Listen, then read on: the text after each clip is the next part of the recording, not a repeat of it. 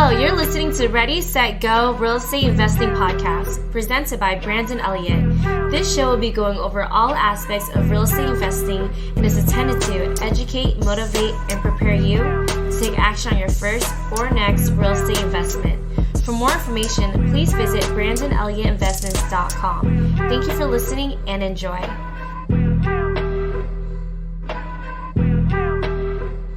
What's up, everyone, and welcome back to Ready, Set, Go Real Estate Investing Podcast. I'm your host, Mr. Brandon Elliott. I hope you guys are all doing well today. It's that time of the season right now. We got somebody in the game that's been, doing real estate since he was 18 years old, 42 years in the game. And that is why I am most excited to really be able to see all the learning curves, most likely, that I can imagine that you've been through, that you fixed all those problems and just on your way up. At this moment, you've been focusing more on building that retirement plan, right? Like we were talking before we started recording, the importance behind everybody should have some buy and holds. I'm a big advocate of that as well. I'm very blessed that I mistakenly got into buy and holds first with doing the BRRRR strategy. I just didn't know any better, but that has blessed me tremendously. And I think a lot of people put that on the back burner initially. They see what's hot right now, the fix and flips or wholesaling or whatever it is, but that's just a high paying job with a lot of risk, right? And a team, systems, everything else in place. But when you're buying hold, the tax benefits, the cash flow, and so much more that can really take place from that, it can be really tremendous in the long run. So you're building up more for a retirement plan and setting yourself up for success. But $50,000 plus monthly income from all of your real estate deals. Next week, it'll be probably another 10 or 15. Let's go, baby. I'm closing a mobile home park in 2 weeks. Okay, cool. I love it. So Larry, you got this education as well, investor schooling. You've been doing this for a long ass time, which is incredible. Talk to me, and for anybody that doesn't know exactly who you are, where you're from, and how you got to this point today, do you mind just giving that 30,000 foot view for the listeners? Wow. There's so much to talk about. Yeah, so just bullet points, baby. So I was 18 years old when I decided to buy my first property. What was interesting, I was working for a company called Crazy Eddie. Some of you may remember it, some of you don't. And I was a technician there. And one of the technicians there, he was a little bit older than me. He was buying properties in a town named Belmore, New Jersey. And he was fixing them up and renting them out. And I'm like, wow, if he could do it, I could do it. Hey, you remember when you were 18, Brandon? I realized that wasn't that long ago.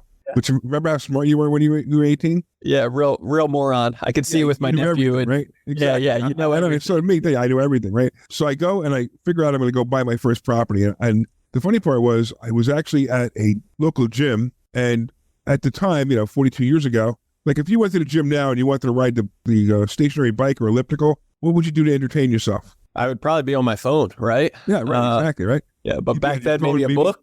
But yeah, you're right.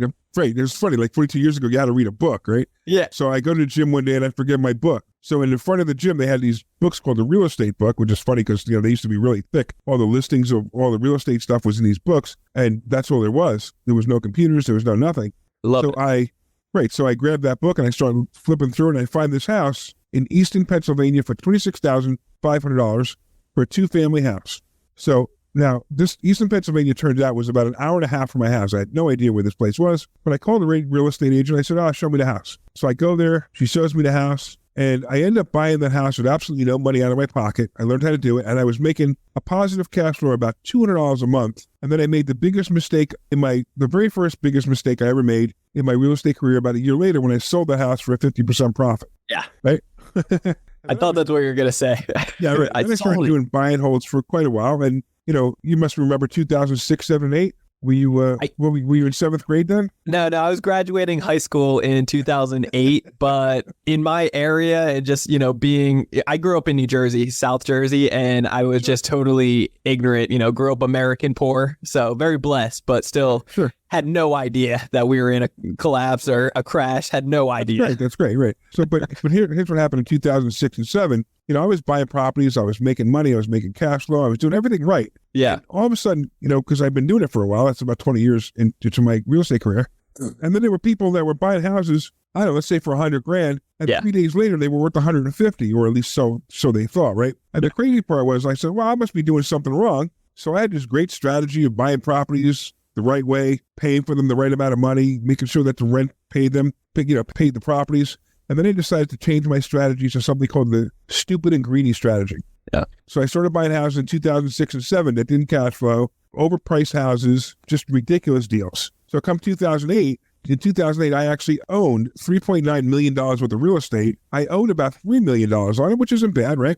But then come 2008, boom, everything went south. So those properties that were worth about $3.9 million were now worth about $1.2 million. And by the time I went to the bankruptcy court, by the way, I had no choice. Yep. The trustees sold them off at $750,000. Wow. So it was an amazing, transformation.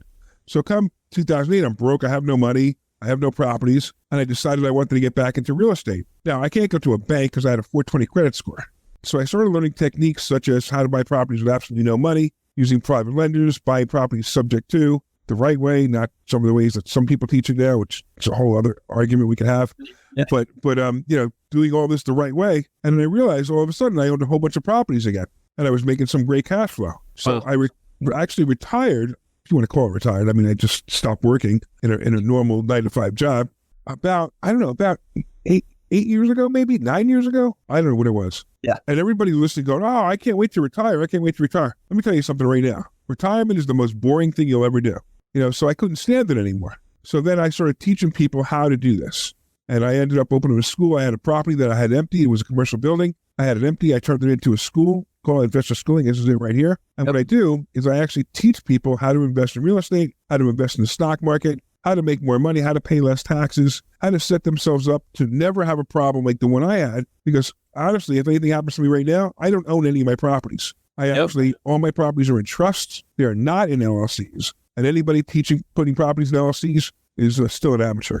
I love that. Wow, there's so much to unpack here. I got to go down the rabbit hole of understanding the trust setup. I have a trust. I have a living trust and then a revocable trust. The living trust is a mistake. Yeah, but I'm curious about the structure of that. So we got to get to that. But first off, I want to talk about the mindset. When it comes down to 2008, so many people were demolished, devastated. Broken in so many ways of that point, and they just totally gave up, like sick to their stomach of even thinking about real estate.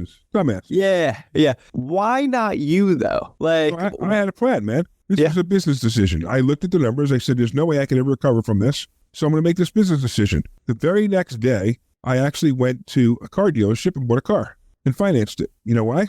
Because I knew that I had to rebuild my credit. Yeah. So I went to the car dealership. It's funny because I went to the car dealership and I pick out this car. I go, I'll take that one. I literally pointed out, I'll take that one. And the guy takes me into the finance desk. And, the finance manager, they can't wait to talk to you. They can't wait to give you a deal. And they can't wait to sell you the service contract, whatever they do, right? And he's all excited because this guy's going to make his sale today. And another guy's going to make his sale today. And he asked me for my social security number, my date of birth, my name. And his expression was like, huh? He looks over the computer and he goes, Mr. Steinhouse? I'm like, yeah. He goes, your credit score is 420. I'm like, yeah, I know. He goes, well, I could get you a loan, but it'll be like 24% interest. I'm like, okay, let's go. Yeah. And he couldn't understand why I wanted to do that. The reason I wanted to do that is that had to be the very first start of me rebuilding my credit. Mm-hmm. And then it wasn't very long after. It was maybe about 6 or 7 years after that I bought a Corvette Z06 from the dealer with absolutely no money out of my pocket at 3.2% interest. So I knew what I was doing. I knew how I was rebuilding my credit. I knew it was going to work. In fact, right now, I have almost $1 million worth of available credit on credit cards alone. Yep. I love that. I'm a big advocate of it. I believe in it for sure. Oh, look at that. I love it, man. That's awesome. Yeah. So so that's how I got started into real estate. I was too dumb. I didn't know any other way. I didn't believe anybody would ever give me money. So I figured out how to utilize credit cards to be able to liquidate it into cash, get high limits, and do the same thing. Yeah. So talk to me when it comes down to stocks. Talk to me about that for a sec. Why stocks? Most people that are real estate investors, they're like, they either stay away from stocks or they're knee deep into stocks and then, don't touch real estate. That's just my 2 cents from a long distance of what I've seen. Right. So, but you do both. I started learning right around 2008, 2009. I didn't have much money lying around, so I started learning something called stock options. So you could start with stock options, maybe $1,000, maybe $2,000, and you could turn it into great numbers. Well, what was happening was I learned how to trade stock options. I didn't really learn how to trade them profitably. And then one day I sat down, about 4 years into it, I sat down and I started realizing that, I'm not really making any money. Let me look over my trades. So I look over my trades, and it actually turned out that in the 4 years, I actually made $8,000, which is a surprise, but I was glad that I had made money. At least I was positive. Yeah. And then I started writing a set of rules like, hey, how come I was up in this trade? Why did I sell it so early? I was down in this trade. Why did I stick into it? So I started writing a set of rules. And I actually came up with 17 rules called the Rules of the Crazy Options Trader. And with those rules, as soon as I started trading those rules, I made $80,000 that year. And then I probably made total somewhere between $1.5 and $2 million since then trading stock options. Let's go. Not bad at all. It's fun. It's fun too. It's also fun. Is it? It really is. Yeah. What's the fun part that you like in it? Well, it's like, the excitement. Yeah, the excitement. Yeah. You roll the dice and you see what happens. But But with the rules that I have, you can never predict the future. You can never, you never know what's going to happen. But with the rules I have, you mitigate the risk. So what I'm trying to do with the rules is trying to not lose money. Yeah. So if I don't lose money, I end up making money. Rule number 1, baby. Never lose money. Yeah. I mean, I had a trade the other day that it was funny. The trade went bad, but I stuck by the rules. So my money was tied up. It wasn't a whole lot of money. Maybe it was I don't know, maybe it was $4 or $5 grand. But I stuck by the rules, and I ended up, if I would have gotten out early, I would have lost 90% of my money. Yeah. See, So now this is some of that wisdom. Right. I stuck by the rules, and I made $25 on the trade. I love it. Yeah. So it actually works. The rules work. But again, I'm sorry. I cut you off. No. What I was saying was that's part of the wisdom of that I wanted to kind of extract from you here, because kind of going back from the rules back in the day when you had something perfect. And at the end of the day, you were following your rules. You were doing what was right, morally, ethically, getting money creatively with real estate. And then 2007, 2008 came around, and everybody and their grandmother's doing stuff that doesn't make sense. And you broke the rules, right? You jumped. Exactly right. I broke my own rules. That's exactly what happened. Yeah. So now you learned from that mistake. You don't break your rules anymore. You have them. Oh, you'd be surprised. Yeah. I love that. Yeah. We're all human, right? Especially with these rules, they're emotional. So sometimes it's hard, like sometimes I'll even do a play that's outside of the rules and I'll end up losing money. I'm like, see, if I would have just followed the rules, I wouldn't have lost money. Yeah. It's a good reminder though. At least you have it written down and it's a good reminder. Talk to me now. So you do a lot of creative stuff. At the end of the day, your bread and butter that you like to focus on is really buying homes. You mentioned that you're buying a mobile home park right now. What size is that? So it's a small one. It's only 12 units. Cool. We got this we stole this actually. I mean, this is an incredible deal. This is an absolutely incredible deal. Yeah. And it was somebody, somebody actually came to us with the numbers. We didn't even give them the numbers. Nice. They give us the numbers, and the seller's holding back half of the purchase price as well. Nice. And so it's a great deal, and it's a great deal for everybody. Great deal for them. Great deal for us. They did a certain amount of money right away, so we took care of that, and that's what makes this deal great. Yeah. And where is that one located? It's in Florida. Okay. And what are your plans with that? Is it a value add, or is it just good as just hanging on to it? We're going to hold on to it, just collect rent. Cool. And wait for the area to really come up, because that's an up and coming area. Nice. There's no doubt that's an up and coming area. In fact, I'm looking at a bunch of stuff in that area, and I'm not even going to tell you what town it is, because I don't want anybody buying it up. But I'll tell you, it's somewhere between Tampa and Siesta Keys. It's Okay. So that's what makes it. To me, that's what makes it even better. The fact that it's between Tampa and Siesta Keys, and it's going to be an incredible up and coming area. Okay, nice. And so, what are the plans when it comes down to property management? Do you have systems in place and you do that, or what does that look like? So I manage about a dozen of my properties now. Most of my other properties are managed by other people. And the only reason I manage a dozen properties still is because I actually like managing properties. I know it's weird, but the reason I don't manage them all is because there are dozens and dozens and dozens of properties. I just can't. So the ones that are within a half an hour of me, I manage myself. And the only reason I do that is for two reasons. One is I like it. And two is it keeps me in the game. So if I'm teaching people how to manage properties, I teach from experience. So I'll tell you a funny story. When I opened up investor schooling, I was teaching wholesaling. Yep. So before I opened investor schooling, you want to know how many wholesale deals I did? I don't know. 0. Yeah. Right. So really living by experience on that one. Well, exactly. So that was, it's like I felt like a fraud, right? Okay. So as soon as I opened up investor schooling, I opened up a wholesaling company. Yeah. And within 2 years, I did $1.2 million with the wholesale deals just to prove I could do it, and then I shut it down. Okay. Are you still teaching wholesaling? Yeah, absolutely. Yeah. Okay. Yeah. And it was funny because, I just had to prove, I felt like a fraud. So I had to go out there and do exactly what I was teaching. Yeah, live by example. That's good. Yeah, exactly. So let's talk to me. What other strategy, what else are you teaching these days in investor schooling? So my favorite is creative financing. I mean, I love buying properties, creative financing. So when I buy a property, it's like funny. People go like, no money down. I'm like, no, no money down. That's for amateurs, man. Yeah. I get money back. I get money back, baby. I get money back. So like, I get for paid. example, like the last property I bought was a commercial building. And I have a bunch of cars. Like I have a Model T and I have an MGB and I have an old Jaguar. So I need a place to put these cars. So I started looking around for a warehouse. How many cars do you have? Well, it's about 8 now. That's all 8? really Okay. is. Yeah. Well, that's they're sexy. weird. They're really interesting cars. Yeah. I love it. You're right. Right. Like I have a Shelby GT Mustang, an older one. So it's actually kind of cool. So anyway, Cool. I'm looking for a place for cars. It's about $300 per car to store them in storage. So it starts to add up, right? So I'm looking for a warehouse. I find this warehouse. And this warehouse has 2 parts. It has a back part where I can put my cars, and there's a front part that's rented out. So I make an offer to the guy, and when I make the offer, he accepts the offer. I hand him absolutely nothing earnest money, absolutely no earnest money, right?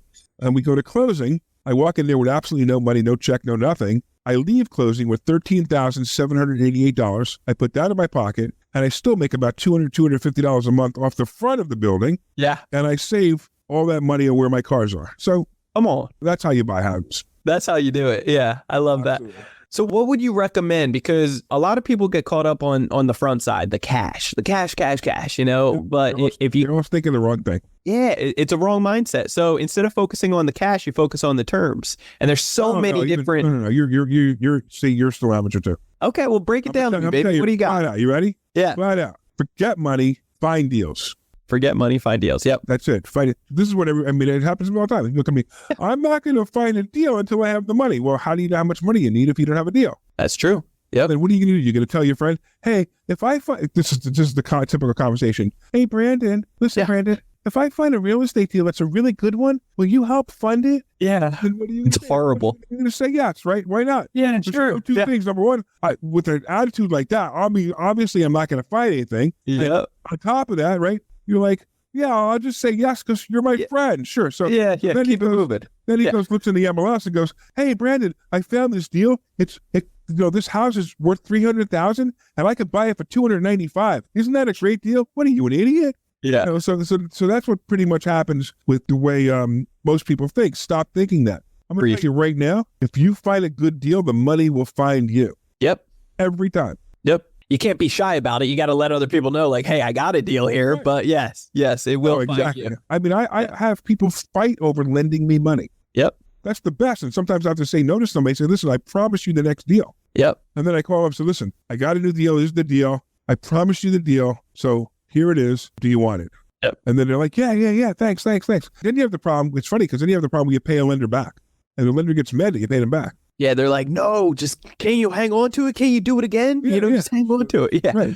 Because they're getting this check every month and they love it. Yeah, that's true. I got people that get so addicted to those checks. Yep. Yeah, they start living off of it. It's perfect. Absolutely. So, but instead of, obviously OPM is the name of the game for all real estate investors. If you're not using OPM, you're doing it wrong, right? Well, everybody's using OPM. You know that, right? Yeah. It's other people's money. Yeah. It's either the bank's money or... either the credit card's money or whatever. Yep. Yeah. If you go into your own bank account and take any money out, that's your money. Oh, yeah. Well, and there's people out there that do that, which is, I start crying. Everybody has their own way of doing things. Yeah, that's to not each my way. Yeah. I mean, don't mock somebody who buys 20 properties cash. Yeah. Well, it's there's ways to do things. I would always be heartbroken when you can multiply it and get so much more. They could do a lot better, but look, the guy buys 20 properties cash. He's living off that income. You know what? Maybe it ain't so bad. Yeah, no, it's true. It is true. So when it comes down to these deals, though, besides OPM, getting more on the creative side of terms and focusing on terms, like what are some of the things that you like to go over to really negotiate with the seller? Because you can obviously get percentage, how long it's going to be, down payment, carry back. Like, what do you really like to focus on to really set you up for an incredible win-win? You like to get paid out when you leave, which is always nice. Yeah, that's fine. But here's the deal. If you're worried about you, you're not going to do any deals. Of course. You got to solve somebody's problem. Yep. So always. If you're solving a problem, you can't help them. And if you can't help them, you're either going to be greedy and you're going to, and it's not going to work, or you're just not going to get the deal. Every time I go out to help somebody. That's all I'm doing is helping somebody. And if I can help them in their situation and make some money, great. If I can help them and not lose any money, I'll still do it. If I can help them and lose money, I'm saying, look, here's what I'm going to lose. If you want to contribute to that loss, that's fine. If not, I can't help you. Yeah, it's good. So what are you focusing on now? What kind of lead generation do you actually have coming in to be able to kind of get these deals? That I kind of dropped all my lead generation. So I accidentally buy 3 to 4 properties every year now. I've slowed down a lot. Now, when I was doing, when I did $1.2 million worth of wholesaling deals, right? I was sending out $15,000 worth of mail every month. So that was a big difference. Now, I kind of like, they come to me now.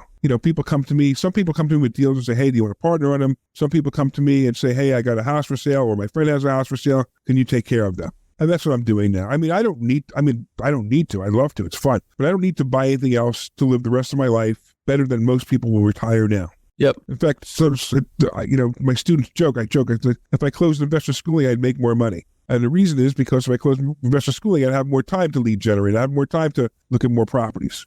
So what does it look like for your day-to-day with investor schooling? How many members do you have in there, and what does that look like? So we taught over 400 people how to buy houses with absolutely no money so far. We probably, on an ongoing basis, we probably have about 120 active students, and it's fun. It's like Monday night we have a mastermind, Thursday we have a class. In fact, if you want to go take a class, you just go to investorschooling.com. You can take the class online or in person, and it's a great class. I mean, it's just great. We teach so many things. It's funny. Most people come here, they come here for real estate, learn how to buy real estate and learn how to trade stock options. And then within 3 months, you're like, holy crap, you teach that too? Holy crap, you teach that too? You teach that, you teach that, you teach that, you teach that. Because I can't list everything I teach. Because it's all about money. Like I wrote this book, it's called Money Hacks, right? So I wrote this book, Money Hacks, and the subtitle is because everything you think you know about money is wrong.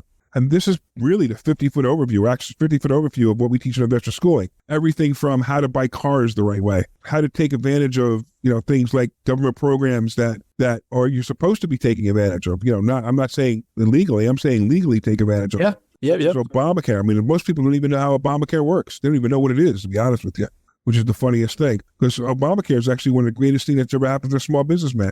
In what way? Because of the way you get the subsidy for your business. So I do this all the time. I'll ask people how much they pay for health insurance. Like, I pay $1,500 to $1,800 a month for health insurance. And I'm like, I pay zero because I understand how it works. I understand why it works. And I understand what to do and what happens if you make too much money and you have to pay it back and how to pay it back. So there's a whole bunch of little pieces in here that you need to learn. Okay, so basically you're saying you write off all your taxes, so you don't have any taxes, so then it makes it look like you're broke. That's not necessarily true, but no.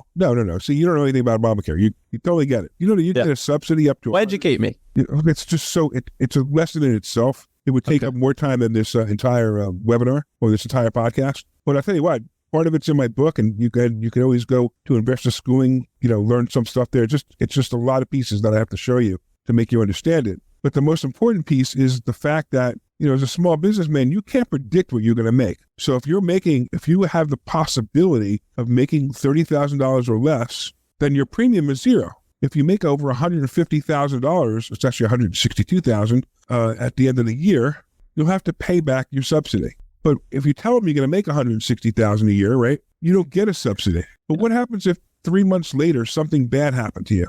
Maybe you got unhealthy, maybe you got into a car accident, and you can't work and you don't make the money. You can't go back and get the subsidy. So I always get the subsidy and just pay it back. That makes sense. Gotcha. Okay. I know, it's complicated. It's a lot to it, but it's complicated. Yeah. So what are some of the ranges to become a member with you? So for investor school, we have programs. So best thing to do is take the free class. We tell you, it's funny because people if they don't want to take the free class, we don't even want them as a student. Because the first thing you want to learn is how we teach, what we teach, and whether it's worthy for you. So we have programs that range full gambit. We have programs as much as $100,000, but we have a lot of programs that are obviously less than that too. Yeah, gotcha. Cool, man. Well, let's get to it then. I want to hear about the trust. Talk to me about the trust setup and why you're putting a trust into each of the LLCs or each of the properties, not an LLC. So every property should be bought in an individual trust, not in an LLC. So if you have an LLC that has 5 properties in it, all those properties are subject to the other properties. So if somebody sues you on one property, they can get the other 4. Sure. If they're in a trust, they're isolated. And if you set up your trust properly there and make your beneficiary the LLC, now what happens is the property flows into the LLC and lets you do all the accounting inside the LLC, and you can get credit in your LLC, even though the LLC owns nothing. Okay. So the LLC, right? LLC would be the holding company basically, and then you're putting a trust over each individual property, or you're putting a holding company. It's the beneficiary of the trust. Gotcha. The trust is the holding company. This trust holds this property. This trust holds this property. This trust holds this property. This trust holds this, and all of the beneficiaries are LLC, or multiple LLCs if you want to. And you are putting an individual property in each trust, or you're putting multiple in each trust? Only one. Gotcha. I want them isolated. I don't want anybody else to be able to touch that property. Okay. And so an LLC, having one LLC underneath each property would not give you. You could put each property into an individual LLC. That you can do it. Same exact thing. However, every time you create an LLC, it costs you money. Every time you create an LLC, you have to file tax returns in an LLC. That costs you money. So it's not worth it. The best thing to do is to have one LLC and have the trust, make the beneficiary of the trust the LLC. Well, the trust costs money to set up as well as annually to. So you're creating just online? I mean, I could create a trust in 5 minutes. Matter of fact, I could create a trust by saying it. Okay. So, and there's no annual fees for that? I know my trust there's annual fees. You have a living trust with an EIN number. Yep. Because you went to an attorney. Yep. So you know the two people who know the least about real estate and the two people who know the least about real estate in the world? Realtors and real estate attorneys. Yeah. My real estate attorney has a lot of real estate. Yeah, maybe. We'll see how much he actually knows. So, well, this is just one of the. It's funny because I'll have discussions with estate planning attorneys, which is probably what we went to. I'll have discussions with estate planning attorneys all the time, and they say, "What do you do? Living trust?" And I go, "Listen, this is what I do. I put my properties in a separate trust, and I make the beneficiary of LLC." And I swear, they go, "Why in the world would you do that?" And then I explain to them, and they go, "That's a really good idea."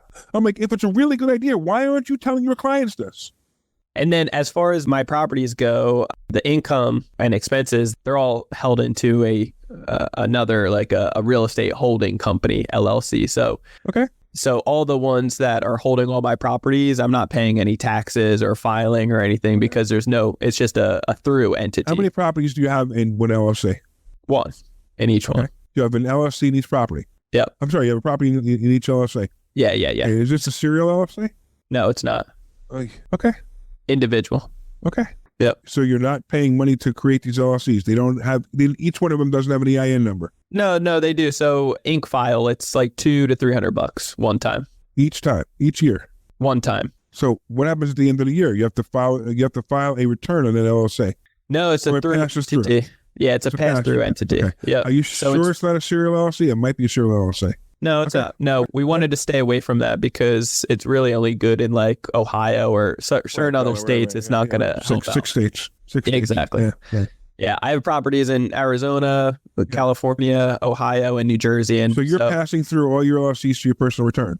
We're going to a holding company, which goes into the trust, living trust and revocable trust that owns life insurance and all that stuff. I got you. I don't know how you have it set up because I'd have to see the structure. Yeah. And that's okay. It's not, I mean, it sounds like, like most of it is good, but I would just be careful that you're able to isolate everything.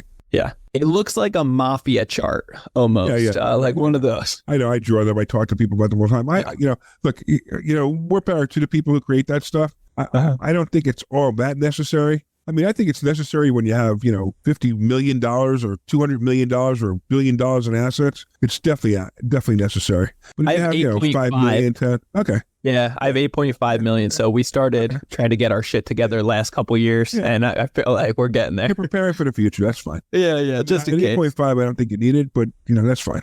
Yeah. It's not a bad thing to do. Yeah. Cool, man. Well, I love it. It's always good to hear from an OG in the game of real estate and hear all the, any learning curves that you've gone through besides, the ones that you listed before that you think is a big wow that maybe in the current season that we're kind of going into, nobody's got that crystal ball. But for anybody that's brand new or, more not as seasoned as you, anything that you would like to leave with the listeners? Learn creative strategy now and have cash put aside. Because you have no idea, it's going to, I'm telling you, 2025 will be 2008. And if you're the guy standing here knowing how to buy it, you're going to kick ass. Yeah. It's going to be the greatest thing you'll ever be able to do, taking properties over subject to, buying them with creative financing, short sales, if you had to navigate them properly. And just everything out there is going to be great if you are paying attention and know how to get money. Get as much credit as you can. I mean, it looks like you're doing that. Get as much credit as you can, get as much access to money as you can, and make sure that you are on top of the game.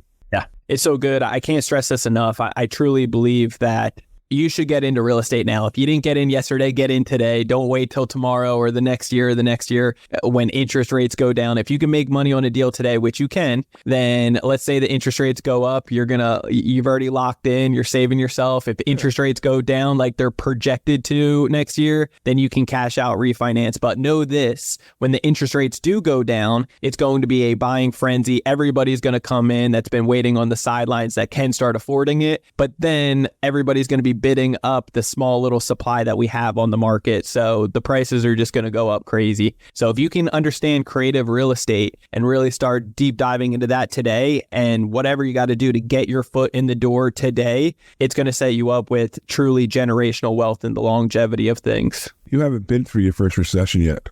I know. I've been through 3. Yeah. Wait. Just wait. Yeah. Yep. So that's why I'm stacking up, baby. I'm stacking up cash flow and I'm stacking up. So the credit card, credit. Be prepared. I have almost $1 million worth of credit, right? Now, what's going to happen in a recession is all those credit card companies are going to cut my credit probably in half. Yep. But I'll still have $500,000.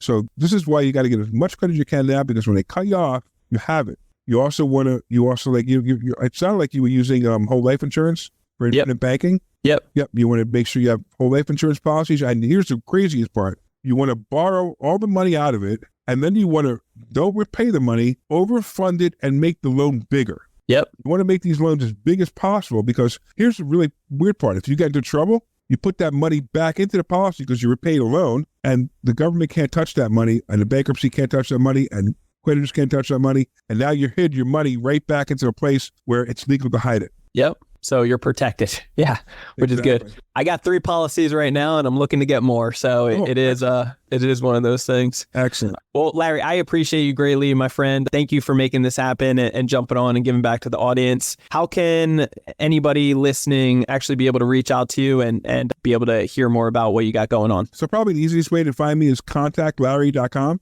So just go to contactlarry.com. And you can reach me and reach everything. You can also click the QR code that's been sitting up there for all this time, and it'll take you to, I think it takes you to the same place, actually. And then you can also look me up at LarrySteinhouse.com or InvestorSchooling.com. And I promise you're going to learn some incredible stuff if you come take a free class this Thursday. Oh, is it every Thursday? Well, every Thursday, but you only get one free one. Ooh, that's good. That's good. Take advantage of that, guys. Don't miss out. It's going to be an incredible opportunity for you guys. Absolutely. And if you want to get a hold of me, you can always do so on Instagram. It's Brandon Elliott Investments. Otherwise, on Instagram, it's creditcounselelite.com. Or sorry, Credit Counsel Elite on Instagram. But feel free to check out facebook.com/Brandon Elliott Investor. And if you haven't already sat down with our team, we have a 10-15 minutes video on our website, creditcounselelite.com, where you can get more educated on how the banks and lenders are judging you, how to be able to get up to $500K every 6 months at 0% interest. And so you can diversify and grow it into real estate. And like Larry and I both are mentioning, stack up on credit today so that you don't mess up and that you're fully prepared. Yeah, I got 3. I got a little over 3 right now. Good luck. That's awesome. Yeah, I appreciate it. So by all means, guys, go on creditcounselelite.com. Watch that quick video. It's going to answer a lot of your questions, come up with new questions as well to ask on a call with us. You can book a one-on-one call to get just a second opinion and see how we can best serve you. Okay. We'll see you guys on the next episode. If you haven't already hit that subscribe button, what are you waiting for? Do that today. You'll get the newest reminder notification every Monday when the new episode drops, and then leave that 5-star review. It greatly, it means the world to us. So love you guys all so much. We'll see you on the next one. Till next time, God bless. Thanks, Larry. Appreciate you. Take care, man. Appreciate you too. This has been another episode of Ready, Set, Go Real Estate Investing Podcast, brought to you by Brandon Elliott. For more information, please visit BrandonElliottInvestments.com. Also, please don't forget to like, share, and leave a comment below. Thanks again for joining. Until next time, God bless.